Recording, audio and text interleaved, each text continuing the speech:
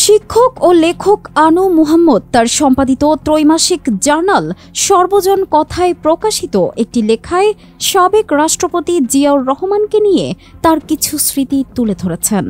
জিয়াউর রহমানকে নিয়ে আনু মুহাম্মদ কি লিখেছেন সেটাই থাকছে আজকে আমাদের এই আয়োজনে। রাজনৈতিক অঙ্গনের নানান ইতিহাস ও তথ্য পেতে আমাদের চ্যানেলটি সাবস্ক্রাইব করে বেল বাটনটি প্রেস করে রাখুন। জিয়া খুন, হাসিনার প্রত্যাবর্তন এবং আরেক নির্বাচন শিরোনামে সেই লেখায় আনু মুহাম্মদ লিখেন, ১৯৮১ সালের জানুয়ারি মাসে হিজবুল বাহার নামের জাহাজে প্রেসিডেন্ট জিয়াউর রহমানের সাথে কয়েকদিনের এক সফরের আমন্ত্রণ পেলাম। দেশের বিভিন্ন বিশ্ববিদ্যালয়ের বিভাগগুলোতে যারা স্নাতক সম্মান ও স্নাতকোত্তর পরীক্ষায় শীর্ষস্থান লাভ করেছেন, প্রধানত তাদের নিয়েই এই ৩ দিনের সফরের আয়োজন ছিল। সফরটি বেশ আকর্ষণীয় ছিল, কিন্তু ততদিনে আমার রাজনৈতিক মতাদর্শিক যে অবস্থান দাঁড়িয়েছে তাতে এই আমন্ত্রণ গ্রহণ করা আমার পক্ষে সম্ভব ছিল না। ডায়েরিতে বেশ কড়া কড়া কথা লিখেছিলাম। দেখলাম যেদিন ভোরে এই জাহাজ সফরে ক্যাম্পাস থেকে রওনা দেবার কথা, সেদিন বেলা করে বিভাগে যেতেই বিভাগের কার্যকরী প্রধান অধ্যাপক আমিরুল ইসলাম চৌধুরী আমাকে পাকড়াও করলেন।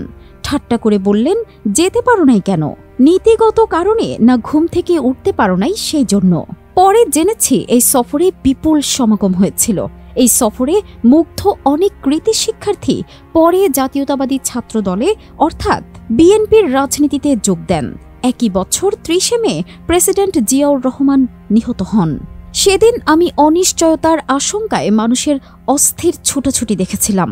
এর আগে আমি পরীক্ষা শেষ হবার পর বিআইডিএসে গবেষণা ফেলো হিসেবে যোগ দিয়েছিলাম। তখন আদমজি কোর্টে ছিল বিআইডিএস অফিস ও লাইব্রেরি।